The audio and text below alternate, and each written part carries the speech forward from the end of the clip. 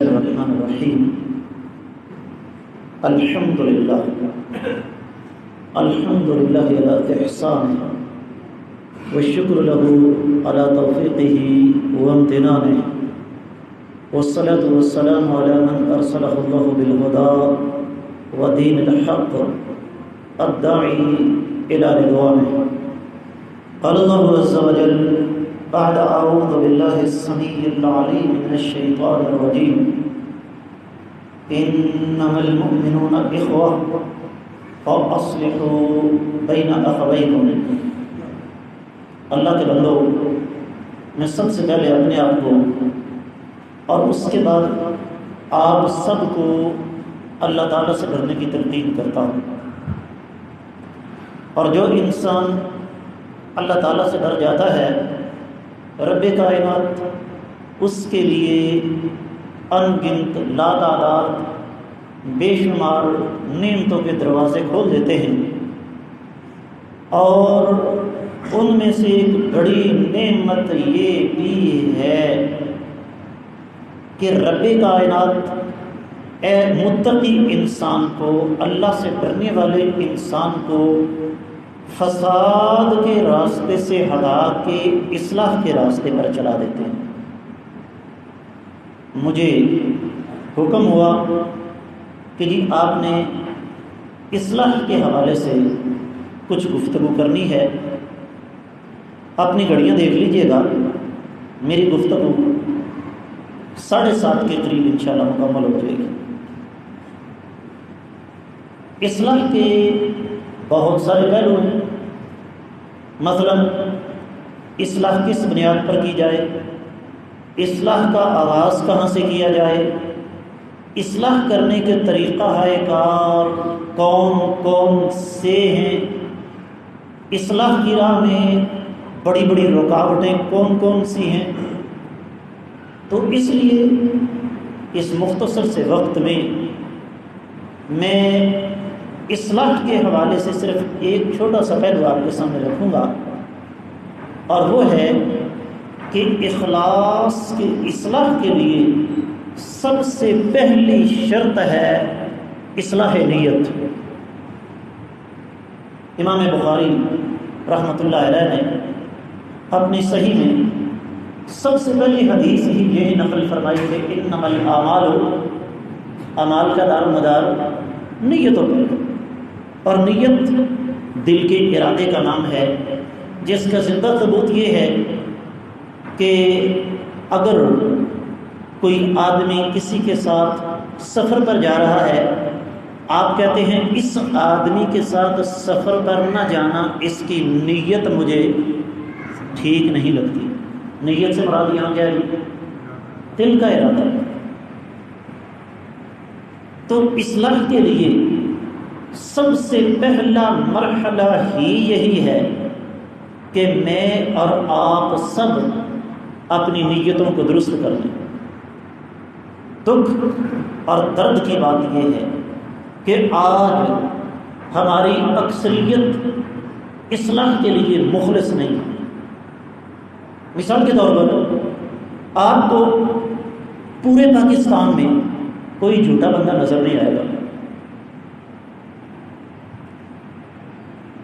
بڑی سے بڑی غلطی کو بندہ کر رہا ہے نا، آپ اسے منع کر کے دیکھیں، اس کے پاس اس غلطی کو درست ثابت کرنے کے لیے 50 عذر موجود ہیں، بلکہ وہ اس انداز سے آپ سے بات کرے گا گویا کہ آپ نے اسے روک کر بہت بڑی غلطی کی ہے. جب معاشرہ اس راستے پر چل نکلتا ہے تو معاشرے کی اصلاح کبھی نہیں ہوتی. ہم میں سے ہر بندہ اصلاح کے لیے مخلص ہے، لیکن صرف دوسروں کی حد تک. جملہ نوٹ کیجیے گا، ہمیں اپنی دنیا اور دوسروں کی آخرت عزیز ہے. جب میں اور آپ سب اپنی طرف نظر رکھیں گے، اپنی نیتوں کو درست کریں گے، اور ہم میں سے ہر آدمی اپنے آپ کو صحیح کرنا شروع کر دے گا، تو اصلاح کا عمل جو ہے وہ شروع ہو جائے گا.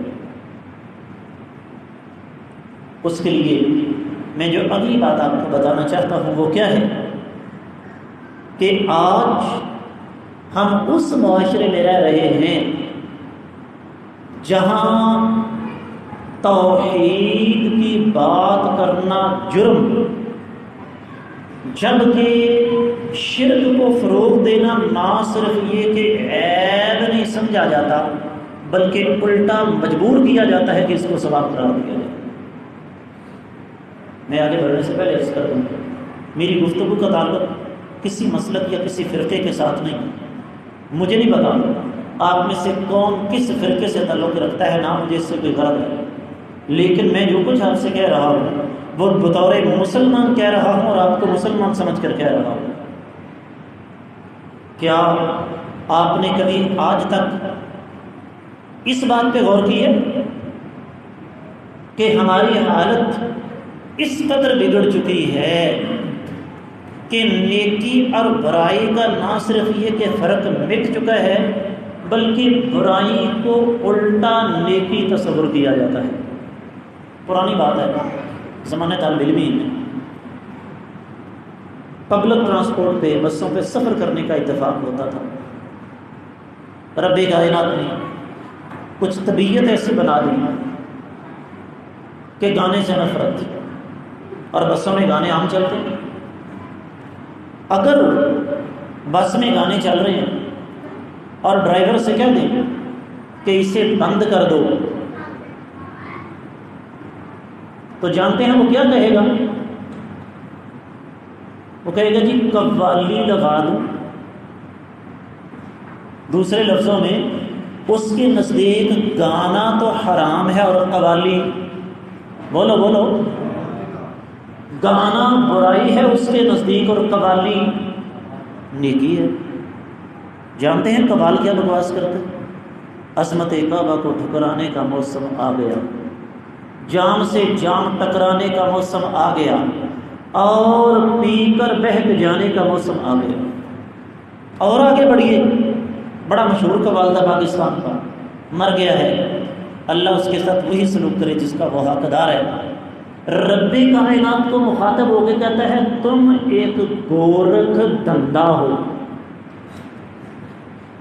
اور یہ بھی قوالی شریف کے الفاظ ہیں، چلے لوگ جہاں دے بھلے پھر دے سب سامنے ویکھ کے پیر نو پھر بھی پوچھ دے رب۔ قرآن کیا کہے؟ لم یلد، اللہ کسی سے نہیں جنا گیا اور اللہ سے کوئی نہیں جنا گیا۔ قوال کیا کہتا ہے؟ چلے لوگ جہاں دے بھلے پھر دے سب سامنے ویکھ کے پیر نو پھر بھی پوچھ دے رب۔ کیا مطلب کہ رب کو دیکھنے کی ضرورت نہیں، پیر کو دیکھ لو، اللہ کو دیکھ لو، کیونکہ پیر اللہ کا ہی ٹکڑا ہے۔ اخلاص نیت ضروری ہے۔ جب انسان کے اندر اخلاص آتا ہے، میں اس کے لیے آپ کو مثالیں دے دینا چاہتا ہوں۔ اخلاص کی سب سے بڑی نشانی یہ ہے کہ مخلص انسان موحد ہوتا ہے، اس کے عقیدے میں شرک باقی نہیں بچتا۔ اور جن کے دل میں اخلاص تھا، مجھے یہ بتائیے کہ بلال حبشی رضی اللہ تعالیٰ عنہ، ان کا جرم و قصور کیا تھا؟ عرب کا گرم صحرا، 50-55 ڈگری سینٹی گریڈ کا درجہ حرارت، اس کو ریت گرم پر لٹا کر سینے پر پتھر رکھے جا رہے ہیں۔ جرم کیا ہے؟ لا الہ۔ کس کس صحابی کو اذیت نہیں دی گئی؟ میرے آقا علیہ الصلوۃ والسلام کو مجبور ہو کر یہ کہنا پڑتا ہے اصبروا یا آل یاسر فإن موعدکم الجنہ، اے یاسر کے خاندان والو، تم پر ظلم و ستم کے بڑے پہاڑ توڑے جا رہے ہیں، صبر کرو، اللہ نے تمہارے ساتھ جنت کا وعدہ کیا۔ اخلاص کی دوسری علامت کیا ہے؟ کہ جو انسان مخلص ہوتا ہے، رب کائنات اس کو نبی کریم صلی اللہ علیہ وسلم کے ساتھ عملی محبت کا نمونہ بنا دیتے ہیں۔ آج کسی مسلمان سے کہو تمہیں نبی علیہ السلام سے محبت نہیں ہے، آپ کے بالوں کو پڑ جائے گا، گلے پڑ جائے گا، لیکن اس مسلمان کی شکل، اس کا لباس، اس کی گفتگو، اس کی چال ڈال، اٹھنا بیٹھنا، چلنا پھرنا، کھانا پینا، سونا جاگنا، نشست و برخاست، گھر کا ماحول، کاروبار، بزنس، تجارت، عبادات، معاملات، اخلاقیات، کیا نبی کریم صلی اللہ علیہ وسلم کے طریقے کے مطابق ہیں؟ یاد رکھیے، قرآن کہتا ہے یا ایھا الذین آمنوا لم تقولون ما لا تفعلون، اے ایمان والو وہ بات اپنی زبان سے کہتے کیوں ہو جو عملی طور پر کر کے دکھاتے نہیں ہو۔ نبی کریم صلی اللہ علیہ وسلم کے ساتھ محبت کا عملی تقاضا کیا ہے؟ میرے اللہ نے قرآن میں 80 سے زیادہ مقامات پر یہ الفاظ نازل فرما دیے، اطیعوا اللہ واطیعوا الرسول، اللہ کی اطاعت کرو اور رسول صلی اللہ علیہ وسلم کی اطاعت کرو۔ اور جن لوگوں نے نبی کریم صلی اللہ علیہ وسلم کی اطاعت کی اخلاص نیت کے ساتھ، ان کا نام آج بھی زندہ ہے اور قیامت تک۔ مثال لے لیجیے، کچھ ایسی احادیث جن کا تعلق کسی فرقے کے ساتھ نہیں، سبھی ان کو تسلیم کریں گے۔ مثلا نبی کریم صلی اللہ علیہ وسلم کا فرمان ہے، فرمایا خیر النکاح ایسرہ، انسانی تاریخ کا سب سے بہترین اور سب سے بابرکت نکاح وہ ہے جس کے اندر سادگی زیادہ ہو، خرچہ تھوڑا ہو۔ بابرکت نکاح وہ ہے جو آسان ہو۔ بات طرح سے نیت کی ہو رہی ہے، اپنی ایمانداری سے بتائیے یہ اس معاشرے پر اللہ کی طرف سے پھٹکار ہے یا کہ نہیں، کہ آج زنا کرنا آسان ہے، نکاح کرنا مشکل ہو چکا ہے۔ آپ لوگ کیا سمجھتے ہیں؟ میں یہاں رفع دین کی بات نہیں کرتا، آپ نے بڑی حدیثیں سنی ہیں۔ میں یہاں سینے پر ہاتھ مانگنے کی بات نہیں کر رہا، آپ نے حدیثیں بڑی سنی۔ میں اونچی آواز سے آپ ان پاؤں کے ساتھ پاؤں ملانا یا امام کے پیچھے سورۃ الفاتحہ پڑھنا، میں ان مسائل کو ہرگز نہیں چھیڑتا۔ یہ مسائل فقہی ہیں، مسلکی ہیں، ان کا تعلق مسالک کے ساتھ ہے، لیکن جو حدیث میں نے آپ کو سنا دی کہ نکاح سادگی کے ساتھ کرو، اس کا تعلق کسی مسلک کے ساتھ ہے؟ اور حدیث سن لیجیے، نبی کریم صلی اللہ علیہ وسلم نے فرمایا لا تصرف فی الماء ولو كنت على نهر جار، پانی ضائع مت کرو چاہے تم چلتی ہوئی نہر کے کنارے کیوں نہیں بیٹھے ہوئے۔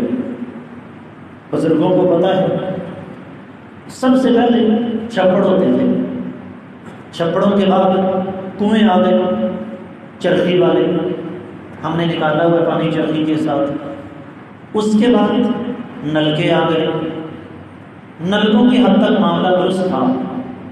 اس وقت آپ کا یہ پنڈ ہو، قصور شہر ہو، میرا سیالکوٹ ہو، سب سے بڑا مسئلہ نکاسی آب کا ہے۔ پانی کہاں نکالیں؟ سوال یہ ہے آج سے 35 40 سال 50 سال پہلے کیا پانی نہیں نکلتا تھا؟ نکلتا تھا، لیکن اس وقت پانی استعمال ہوتا تھا، آج پانی استعمال نہیں ہوتا بلکہ برباد ہوتا ہے۔ جس کو یقین نہیں آتا آپ میں سے کوئی میرا بھائی ہاتھ کھڑا کرے، میں ابھی ساتھ چلتا ہوں، میرے سامنے جا کر وضو کرے، لیکن وضو کرنے سے پہلے نیچے بالٹی رکھ لے، جب وضو مکمل کر چکا ہوگا دیکھ لینا بالٹی پانی کی پڑی ہو۔ لائیے ابھی اسی وقت ایک کپ پانی، کتنا جی؟ ایک کپ کے اندر کتنا پانی پڑتا ہے پتہ ہے کسی کو؟ تقریباً 125 گرام، 125 ملی لیٹر۔ میں آپ کو پاؤں دھونے سمیت ایک کپ پانی کے ساتھ وضو کر کے دکھاؤں۔ میں یہ نہیں کہتا کہ آپ پانی سے استعمال نہ کریں، میرے بھائی یہ کوئی فرض ہے کہ جب آپ وضو کرنے کے لیے آئیں پوری رفتار کے ساتھ پانی کی ٹوٹی کھولیں؟ کو فرض ہے؟ اپنے بھی کپڑے گیلے، ساتھ والے کے بھی کپڑے گیلے، اور کسی کو منع کر کے دیکھو۔ میں نے پہلی بات کیا کہی کہ آپ کو پورے پاکستان میں جھوٹا بندہ کوئی نہیں ملے گا۔ میں نے ایک بھائی کو منع کر دیا، کہتا مولوی صاحب تھوڑی مہربانی، مجھے شروع تو لگ کے عادت ہی اس طرح پی ہوئی ہے، اب اس کا کوئی علاج ہے آپ کے پاس؟ کیسی جسٹیفیکیشن ہے، کیسا اخلاقی جواز ہے کہ چونکہ میں پچھلے 30 35 40 سال سے پانی برباد کرتا آ رہا ہوں لہذا آپ مجھے منع کر سکتے؟ اور سنیے اخلاص نیت کی بات ہو رہی ہے۔ میں نے تھوڑی دیر پہلے حدیث کیا پڑھی، نبی علیہ السلام نے فرمایا بہترین نکاح وہ ہے جو آسان ہو۔ کیا کہوں، بڑی تلخ بات کرنے لگا، حوصلے سے سن لیجئے گا۔ ایک دور تھا جب شادی کے موقع پر کھانا گھر میں پکتا تھا، ناچنے والیاں باہر سے آتی تھیں۔ آج کھانا باہر سے آتا ہے اور ناچنے والیاں، بات پسند نہیں آئی کیونکہ ہر کے دماغ پہ جا کے لگی ہے۔ سچا واقعہ سنا رہا ہوں، سچا واقعہ سنا رہا ہوں۔ جس بندے نے میرے ساتھ بات کی، بات اس کی اپنی لیکن نام اس نے کسی اور کا لیا۔ کہتا ہے ایک نوجوان لڑکا اپنے باپ سے کہتے ہیں ابا جی تھوڑے دور دے خسرے جیوندے ہون گے؟ باپ کہتا ہے تو کیا کرنا؟ انہوں نے کہا ابا جی تھوڑے بیاہ دی فلم دیکھی، خسریوں کا ڈانس بڑا زبردست سی۔ انہیں کہا کتے دیا پترا وہ خسرے نہیں، وہ تیریاں پھوپھیاں سی۔ باہر کی بات نہیں کر رہا، میری آپ کی ہر گھر کی کہانی ہے نا۔ ان گناہگار آنکھوں نے شادیوں کے موقع پر جو کچھ دیکھا ہے زبان کی اجازت نہیں دیتی کیا کیا۔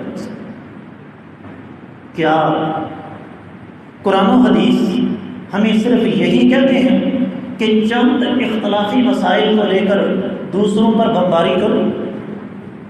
اختلافی مسائل ایک طرف رہنے دو، ان مسائل سے تو کسی کا اختلاف نہیں ہے۔ معراج حال کے باہر پورے کے پورے طائفے ناچ رہے ہوتے ہیں اور اخبار کا آباش فوٹوگرافر باقاعدہ مووی والا وہاں مووی بنا رہا ہوتا ہے، اور اندر مولوی صاحب نے کہا پڑھا کے کیا کہتے ہیں، یا اللہ اس جوڑے کو شاد و آباد رکھی۔ یقینی طور پر آپ نے معراج حال کے باہر جو سنہری کارنامہ سر انجام دیا ہے وہ اس جوڑے کو شاد و آباد رکھنے کے لیے کافی۔ کیا یہ قرآن کی آیت ہے نا، ثم لتسألن یومئذ عن النعیم، پھر تم سے اللہ کی ایک ایک نعمت کے بارے میں ضرور سوال کیا جائے گا۔ آپ کیا سمجھتے ہیں میری جیب میں، آپ کی جیب میں جو پیسہ ہے وہ ہمارا اپنا ہے؟ اللہ کی قسم یہ ہمارے پاس اللہ کی امانت ہے۔ حدیث مبارکہ سنا رہا ہوں، پھر وہ حدیث جس کا تعلق کسی فرقے کے ساتھ ہے۔ میرے آقا علیہ الصلوۃ والسلام نے ارشاد فرمایا لن يتحرك قدم ابن آدم عند ربه حتى يسأل عن أربع، آدم کے بیٹے کے قدم رب کائنات کی بارگاہ سے اس وقت تک حرکت نہیں کر سکیں گے جب تک 4 چیزوں کے بارے میں جواب نہیں دے لیتا۔ ان میں سے مال کے بارے میں 2 سوال ہوں گے۔ من این اکتسب، سب سے پہلی بات یہ بتاؤ کہ یہ مال کمایا کہاں سے تھا؟ حلال، حرام، رشوت، ملاوٹ، خیانت، کام چوری، بددیانتی، کرپشن، رہزنی، چوری، ڈاکہ، سود؟ نہیں یا اللہ، حلال کمایا تھا۔ اگلا سوال، اس مال کو تم نے خرچ کہاں کیا؟ میرا تعلق جٹ زمیندار برادری سے، میں نے اپنی خود آنکھوں سے دیکھا، ہمارے جٹوں کی بارات آتی ہے، میراسیوں کو ایک آدمی نے یوں دکھا کے 5000 کا نوٹ دیا، 50 آدمی نے 5-5 ہزار دے دیے صرف اس لیے کہ میری منہ اونچی رہ جائے،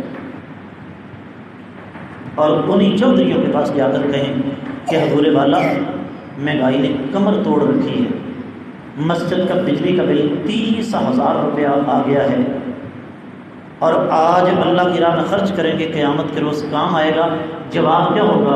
استاد جی کی دسیے بچدئی ککھ نہیں۔ یہ قوم جس کی نیتوں کا یہ حال ہے، موضوع کیا ہے؟ اخلاص نیت۔ جس قوم کی نیتوں کا یہ حال ہو، ایسی قوم کی اولادیں اگر گستاخ نہ نکلے تو پھر کیا ہوگا؟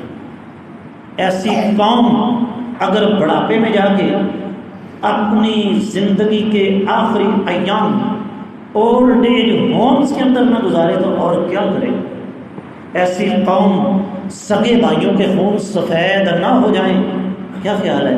عذاب چیخیں مارتا ہوا آتا ہے، عذاب آنے سے پہلے بتاتا ہے نا اللہ تعالیٰ کا عذاب۔ یہی اللہ تعالیٰ کا عذاب ہے کہ جب بھی بات کرو پوری نہیں پڑتی، گھر کے اندر برکت ہی کوئی نہیں، رزق ختم ہو گیا، اتفاق اور اتحاد گھر میں نہیں ہے، گھر کے افراد ایک دوسرے کے خلاف سازشیں کر رہے ہیں۔ ہماری نیت کی بربادی کا یہ نتیجہ ہے کہ رب کائنات نے ہم پر یہ عذاب مسلط کیا۔ اپنی نیتوں کو درست کیجئے، اور یہی پہ بس نہیں، آج جن لوگوں کے نام لے کر ہم اپنا ایمان تازہ کرتے ہیں ان لوگوں کا طریقہ کار بھی سن لو۔ ایک امام ہے اپنے وقت کے، مدینہ کے 7 بڑے فقہاء میں سے ایک، نام ہے امام سعید بن مسیب۔ ایک دن بیٹھے اپنے شاگردوں کو پڑھا رہے تھے، ایک طالب علم اس سے کہنے لگے بیٹا نوجوان ہو شادی کیوں نہیں کرتے؟ کہنے لگا استاد جی میں نوجوان ضرور ہوں لیکن ساتھ میرا ایک جرم بہت بڑا ہے۔ کہا جی کیا؟ کہا غربت۔ آج ہم شادی کرتے ہوئے کتنے فیصد ہم میں سے وہ لوگ ہیں جو بیٹی یا بیٹے کا رشتہ طے کرتے ہوئے دین کو دیکھتے ہیں؟ میں ایک سوشل میڈیا یوزر ہوں، میرے پاس واٹس ایپ پر، فیس بک پر، یوٹیوب پر ٹھیک ٹھاک کام ہے۔ کم و بیش 70% سے زیادہ خواتین کا سوال ہی یہ ہوتا ہے شوہر پردہ نہیں کرنے دیتا، شوہر نماز سے منع کرتا ہے، شوہر شرک کی طرف بلاتا ہے۔ اور میں نے کہا جب تیری شادی ہو رہی تھی اس وقت کہاں تھی؟ یہ تربیت ہمیں اپنی بچیوں کو دینی ہے۔ میرے اپنے ایک دوست ہیں، ان کی بانجی کی شادی جب معاملہ ہوا، شریعت نے نکاح کے لیے سب سے پہلی شرط ہی یہ رکھی ہے کہ لڑکی اور لڑکے کی مکمل رضامندی۔ اسلام میں جبری شادی کا کوئی تصور نہیں۔ اس لڑکی نے اپنے طور پر پتہ کیا کہ جس آدمی کے ساتھ میرا رشتہ طے ہو رہا ہے دینی حوالے سے وہ اس معیار پر نہیں ہے جیسا میں دیکھنا چاہتی ہوں۔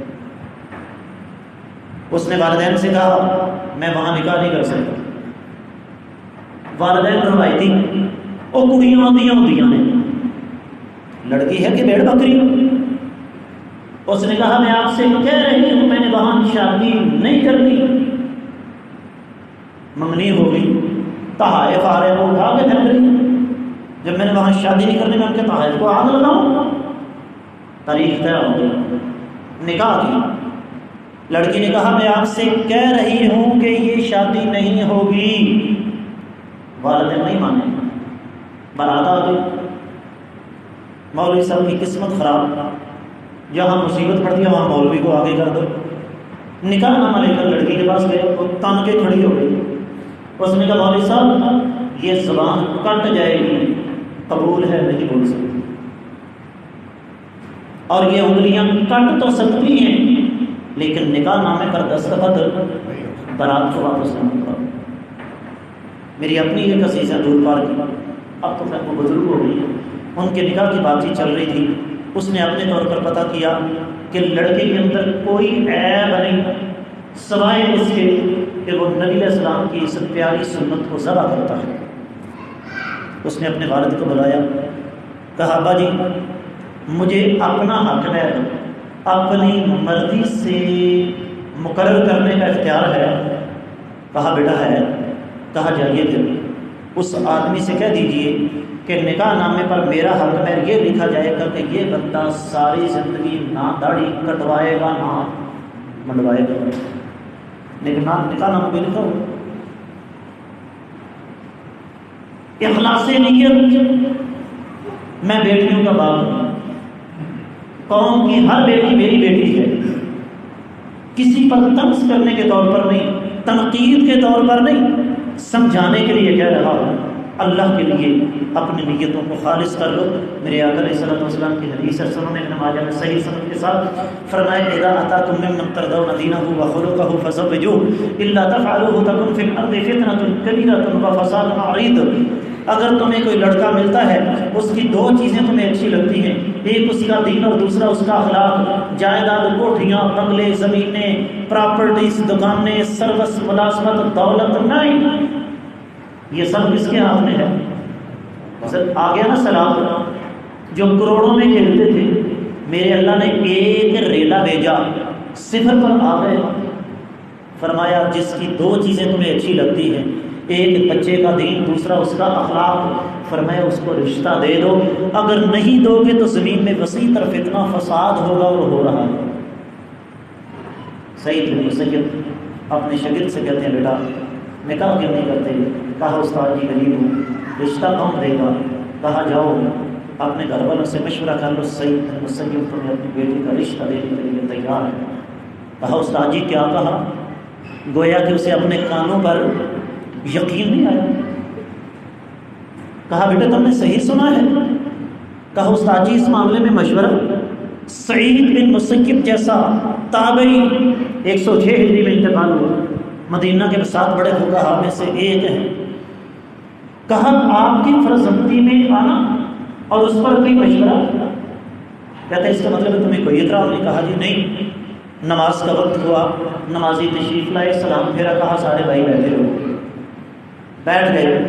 کہا سارے گواہ ہو جاؤ، میں نے اتنے حق میں کہ بس اپنی بیٹی کا نکاح اس نوجوان سے کر دیا۔ نوجوان گھر گیا، والدہ کو خوشخبری سنائی۔ والدہ نے کہا پتر زندگی میں آج تک تم نے کبھی جھوٹ نہیں بولا، اتنا بڑا جھوٹ بول کے ساری کسر نکال دی؟ کہاں ہم لوگ، کہاں سعید بن مسیب؟ کہا ماں جی نہیں، میرا نکاح واقعی ہو چکا ہے۔ عشاء کا وقت تھا، دروازے پہ دستک ہوئی، جا کر پوچھا کون؟ آواز آئی سعید۔ شاگرد پریشان ہو گیا، کون سعید ہو سکتا ہے؟ دروازہ کھولا، استاد محترم کھڑے ہیں۔ شاگرد گھبرا گیا، کہا استاد جی خیریت، مجھے بلا لیا ہوتا۔ کہا پتر مسئلہ اس قسم تک کا تھا کہ مجھے خود آنا پڑا، جب تمہارا نکاح ہو چکا ہے تم اکیلے رات کے غسل کرو، میں تمہاری بیوی کو ساتھ لے کے آیا۔ 106 ہجری، آج 1444 چل رہا ہے۔ کتنا عرصہ ہو چکا ہے؟ 1338 سال، اتنے بنتے ہیں۔ آج 1338 سال کے بعد ایک حدیث کا طالب علم آپ کے سامنے بیٹھ کر سعید بن مسیب کا تذکرہ کیوں کر رہا ہے؟ کیا اس کی شادی پر کوئی 50 کاریں آئی تھیں، 15 بسیں آئی تھیں، اس نے کوئی 10 ٹرک بھر کے جہیز کے دیے تھے، یا اس کی بیٹی کی شادی پر جناب کوئی 2-4 کروڑ روپیہ خرچ ہوا تھا؟ نہیں، ضرورت کس بات کی ہے؟ عقیدہ ہو، عبادات ہوں، معاملات ہوں، اخلاقیات ہوں، اپنی ہم نیتوں کو درست کریں۔ اور نیت کو درست کرنے کا معیار کیا ہے؟ قرآن و حدیث کو سامنے رکھ کر اس آئینے کی روشنی میں اپنے آپ کو دیکھتے چلے جائیں کہ کیا میں صحیح چل رہا ہوں؟ اگر صحیح چل رہے ہیں تو اللہ تعالیٰ کا شکر ادا کیجئے، اور اگر غلط چل رہے ہیں تو اس بات کی فکر کیجئے۔ اللہ کی بارگاہ میں دعا ہے اللہ تعالیٰ ہمیں اپنی اصلاح کرنے کی توفیق عطا فرمائے، اور رب کائنات ہمیں اپنی نیتوں کو خالص کرنے کی توفیق عطا فرمائے۔ جو کچھ میں نے عرض کی اس میں بہتری ہے تو اللہ کی طرف سے ہے، کوئی خامی ہے تو میرے اور شیطان کی طرف سے ہے۔ اللہ تعالیٰ ہماری کمیوں کوتاہیوں کو معاف فرمائے۔ میں نے آپ سے 30 منٹ کا وقت لیا تھا، اس لیے میں اپنے وعدے پر پورا اترا ہوں۔ اقول قولی ھذا وآخر دعوانا ان الحمد للہ رب العالمین۔